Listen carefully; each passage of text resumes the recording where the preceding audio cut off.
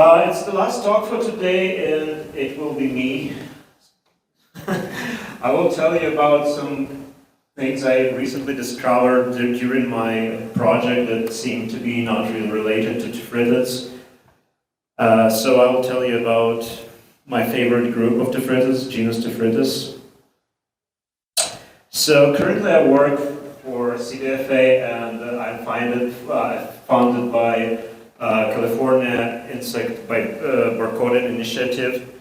So there are a lot of different institutions involved in this project, and the goal is there are two goals: to do massive new collecting in different areas of California. So all these different institutions of California collecting in the areas they're located mostly closely to them, and the plan is to sequence a lot of those newly collected insects and put them on databases such as BOLD.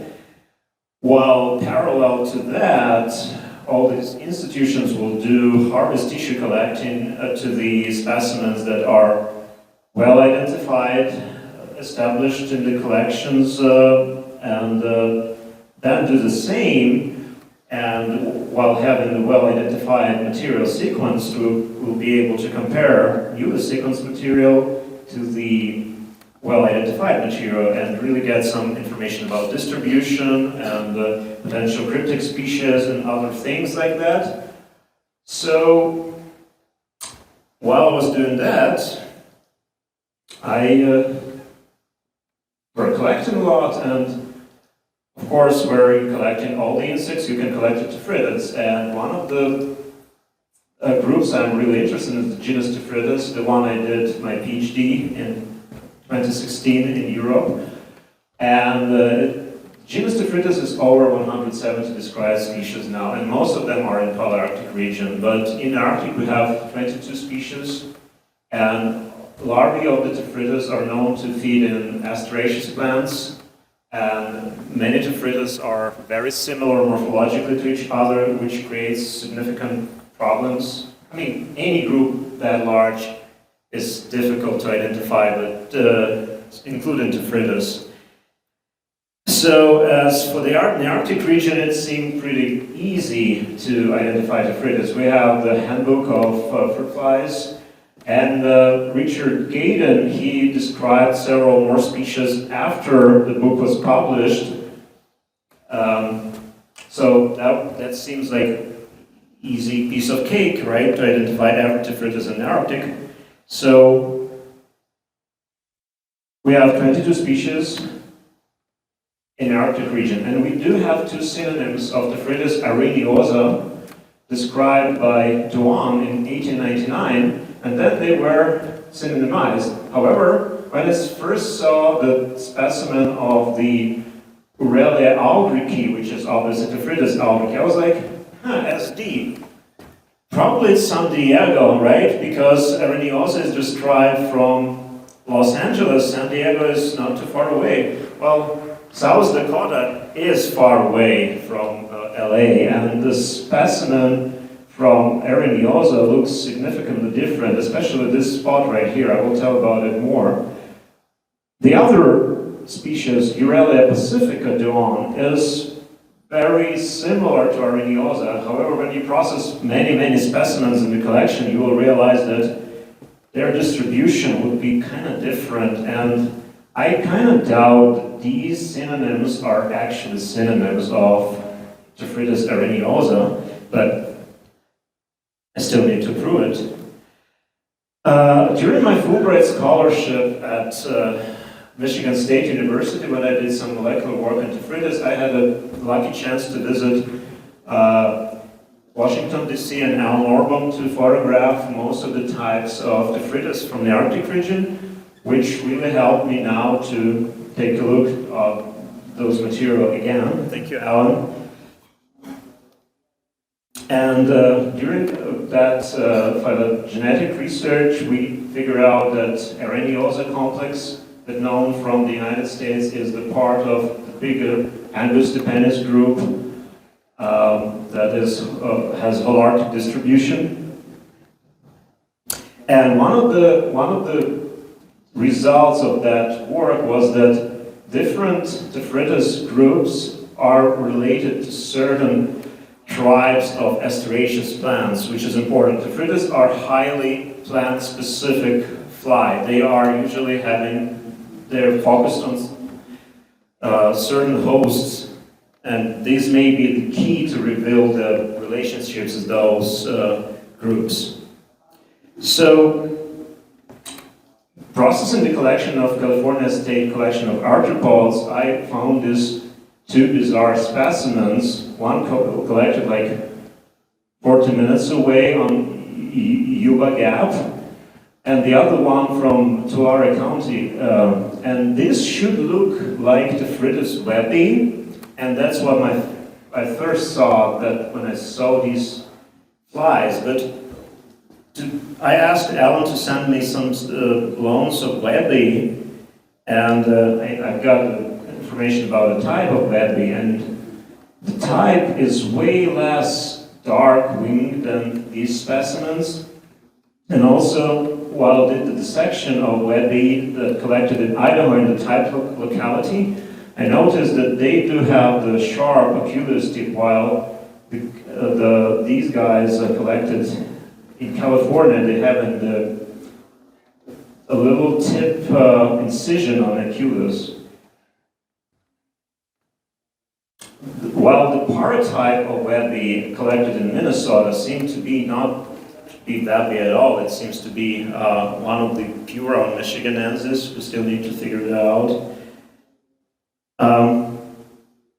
Another species was kind of discovered by me by accident while I was doing molecular work, because I was processing all the samples and I was like, why this one has dark legs, while the rest has yellow?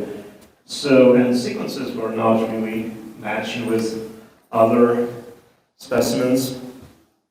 So that's the first picture. I was going through some of the old material and I was like, oh, I discovered it like in 2017. So yeah, I was going through the collection and some of the material Luke sent me had this species already marked by John Jenkins in 80s as a new species, and while all the other collections like UC Davis and CSA had plenty of those specimens just put in the Areniosa as altogether, they have very distinct wings. Their wings are longer in general to their body, and this is the classical Areniosa, the one that we could collect in LA. It has small incision on the oculus tip, and this one has very sharp oculus and very dark, like black femoral, black femoral. The other one was by surprise. I really was surprised when I found it. It looked like little gray Tephritis Dioscorea from Europe or something like that.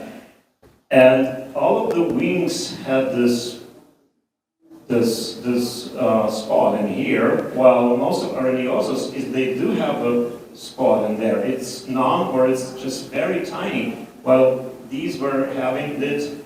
The very curious thing that they were all rare from Artemisia douglasiana about 100 years ago, in like 1929, from area near Davis and from area near Sacramento. So right now I'm hunting on those guys because I wanted something more fresh than almost 100 years. And we have plenty of those in the collection, which is very interesting to have them. So this is the third species been discovered in the collection.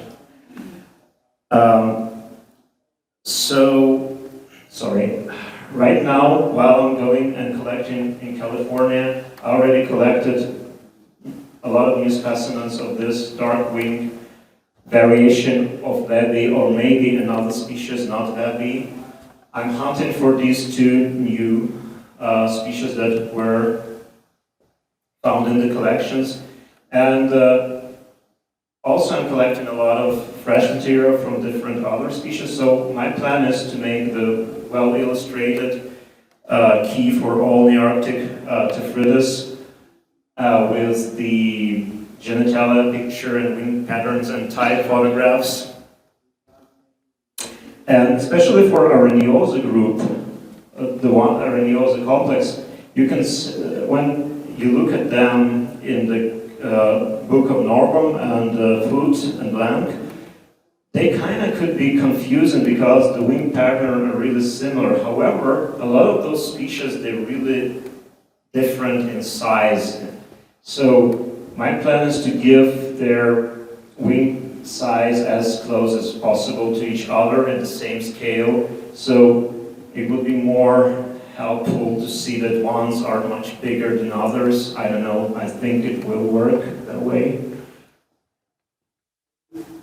And yeah, for example, this is the Tephritis ovatipenis collected several weeks ago in Half Moon Bay in its type locality. Before that, we at California Department of Agriculture had only 2 specimens of those. Now we had about 24. And this is the host plant. This is the pupa of this species. So I really hope to collect as many as possible fresh material to do some sequencing for this project as well. So yeah, overall 27 species are confirmed in North America with 3 newly described and 2 I'm planning to restore from synonymization. And I'm working on the data illustrative key for this group of flies and collecting and sequencing some of the rare stuff that haven't been sequenced yet. So thank you all for your attention, and I'm very happy that I had an opportunity to organize this symposium and invite so many really great Tephritidae workers from all over the world. I'm so happy that my parents were able to make it here, and I haven't seen them for 3 years, so I'm very appreciated them for coming here. And of course, I'm very grateful to Martin Hauser, Stipe Mari, and other people at CDFA who make my work possible, not punching me. And Al Norman and Luke for giving me material for this project. And of course, Jim Smith, he couldn't come to this meeting, but he did great help to me while I was in Michigan in 2017. So thank you all, and I hope the symposium was good enough, and thank you for coming.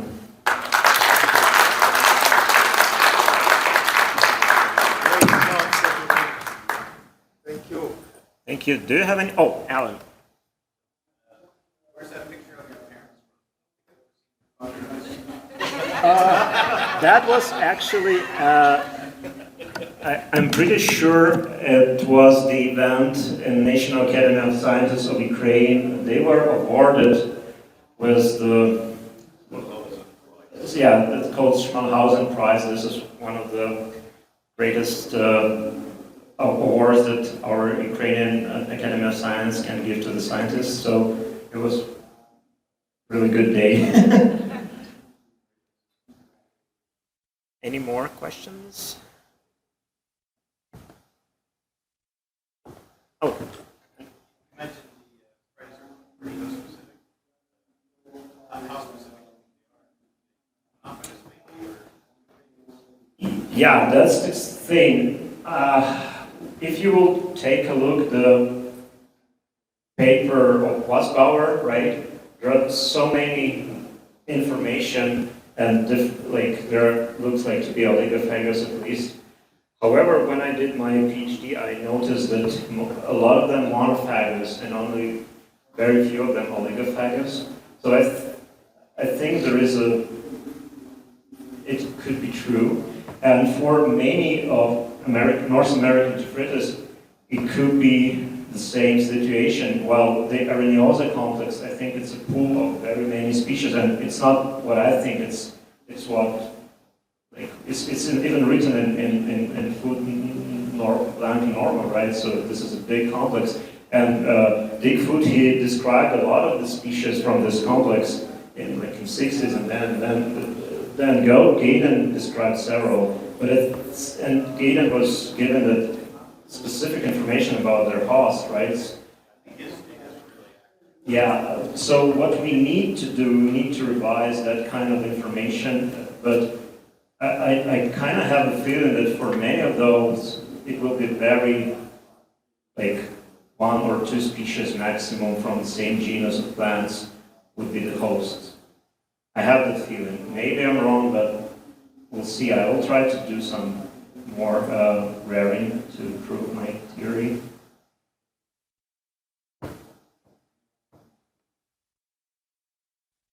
Any other? Yeah, please, Luke. Not a question, but before we split, it would be nice to have like a group photo of the presenters. Yeah, that's actually brilliant. Let's take a picture of our group of Tephritoidea researchers.